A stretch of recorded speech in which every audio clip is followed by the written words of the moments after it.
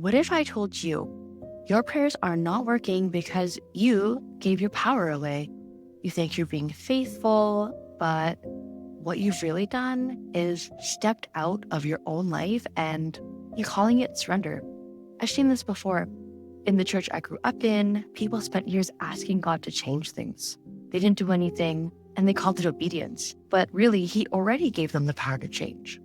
I know because I did it too. I prayed for my life to be different, for doors to open, for courage to appear, for answers to drop from the sky while my own hands stayed closed. It wasn't faith. It was really avoidance. And here's the hard truth. God already put the tools in your hands. You just don't want the responsibility that comes with them, because responsibility then means action. It means risk. It means the possibility of failure. So you wait for a sign.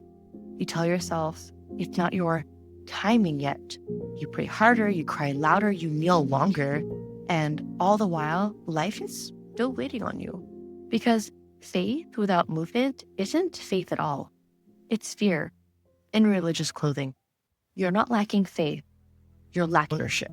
And you've been taught to wait for a sign instead of making a move, to let go and let God when maybe what God's been waiting for is you.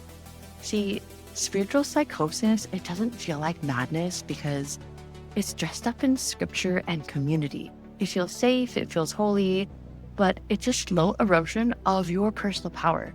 And you hand over your choices and call it trust. You avoid hard conversations and call it peace.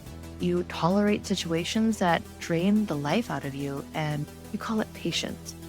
But here's what's really happening. You've outsourced your agency.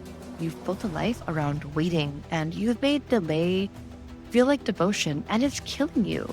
Quietly, I know you've been told God's timing is perfect, and yes, there is truth in that.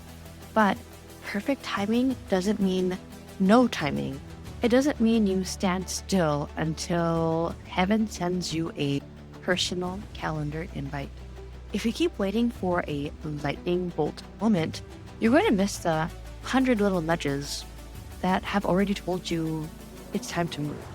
And here's a twist most people don't want to admit. Sometimes waiting on God is just spiritualized fear.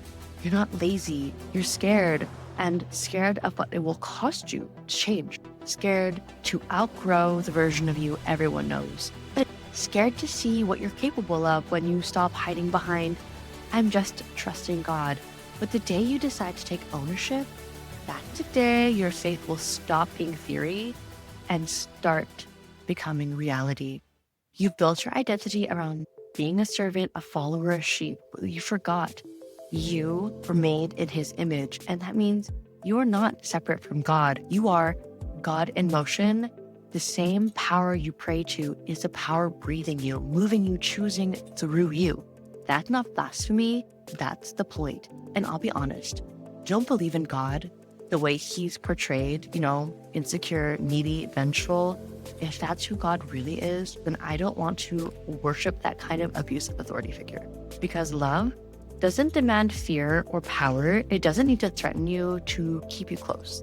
And the divine is not so fragile that it needs constant validation from the people it created. In fact, I often don't even call God God. Sometimes it's like the universe, sometimes source, sometimes pure energy. The name doesn't matter, the experience does. And whatever you call it, it's the same essence. And it's not out there somewhere, it's here, living through you. And when you understand that, you stop waiting for permission because you realize you are the permission. You don't need a church to be spiritual. You don't need a pastor's approval to hear from God. The connection was always direct. No middleman required. But here's what makes that dangerous to some people. You then can't be controlled once you realize this. And that's why organized religion, for all the good that it's done, has always been used as a system of control. Keep people dependent, keep them obedient, keep them small. And they'll never notice that the chains controlling them are made of thread. I'm not here to tear down every church. I'm here to tell you the truth. Some structures were built for a different time, and some were built to keep you from evolving. And it's time to evolve anyway. Let's make this clear. Leaving the structure doesn't mean leaving God. You don't lose your connection just because you walk out of the building. If that were true, then the God you serve would be smaller than the walls you worship in. And I refuse to believe in a God that's small and fragile. You don't need a church to be spiritual. You don't need a man with a microphone to validate what God is saying to you. The connection, it was always direct, always personal, and always yours. Now, I'm not pretending organized religion hasn't done good. It has, right? It's fed the hungry, it's built communities, it inspired millions to seek something higher. But here's the truth. It's also been used as a system of control, a way to keep people obedient, compliant, and afraid to think for themselves. When you build a system on dependency, you will never have to worry about people leaving because you've convinced them they can't survive without you. But that's not faith. That's captivity. And here's the problem. We've mistaken captivity for comfort. We've mistaken obedience for surrender. And we've mistaken the fear of displeasing a leader for the fear of God. It's time to evolve, guys. The world has changed and you've changed. And the structures that once guided you might now be holding you back. You are a spiritual being, limitless, connected, carrying the same divine essence you've been taught to worship as if it were part way. You were never meant to be contained by a system built centuries ago for a world that no longer exists. The old framework, well, it gave you a starting point.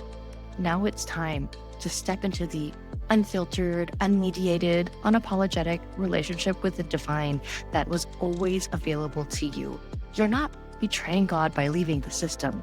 You're honoring him by fully living the life he gave you the power to create. Stop treating change like a divine lottery ticket that you're waiting to win. Faith isn't passive. Faith is movement. While you can't see the road, it's acting as if God trusts you enough to make decisions. Because he does. If you've spent years praying for change, here's the shift. Stop praying instead of acting. Start praying while acting. Let your prayers fuel your movement, not replace it. Here are 3 ways to start doing this today. Okay, the first one, stop outsourcing your decisions. If you keep running every chance you get through someone else's approval, you'll never hear your own inner guidance. That gut feeling, that's not just you. That's God speaking in the language of intuition. 2, pair faith with bold action. Prayer without action is like a seed without soil. You've got to plant it somewhere. Make the call, apply for the job and the relationship, take the class. Move your feet while you trust the outcome. Number 3, treat responsibility as sacred. Stop seeing responsibility as a burden and start seeing it as your own divine assignment. Ownership is holy. It's how the unseen becomes seen. And here's the thing. Heaven and hell aren't just places you go when you die. They are conditions you create while you're alive. Every choice you make either moves you closer to peace, to freedom, alignment, or deeper into chaos, fear, and stagnation. The kingdom isn't up there someday. It's here if you choose it. And so is hell if you let it run your life. Don't be surprised if this feels uncomfortable. Real faith will take you into places your comfort zone cannot follow. And that's the point. Because here's the truth. God doesn't just want your worship, right? He wants your will aligned, activated, and alive. So stop asking, what if I get it wrong? Start asking, what if I've already been right this whole time? Every step you take in alignment with that truth is a declaration. I am here. I am ready. I am God in motion. You are not powerless. You are not unworthy, and you're not waiting for permission. You already have it. Heaven's already in motion, and so are you, if you choose to be. Your life does not need another year of thinking about it. It doesn't need another round of prayers that are really just fear wrapped in holy language. What it needs is you, awake, willing, moving. You have everything you need to start right now. Not when you feel ready, not when someone blesses your decision, not when the fear is gone, but now. because courage isn't the absence of fear. It's the decision to move while fear is still in the room. You are God in motion, and you are the miracle you've been waiting for. You've been asking for a sign. So here it is. So if you're ready to stop waiting for a miracle and start living like you're part of one, then let's begin. If this truth just woke something up in you, subscribe, share this with someone who needs it, and let's walk into this freedom together.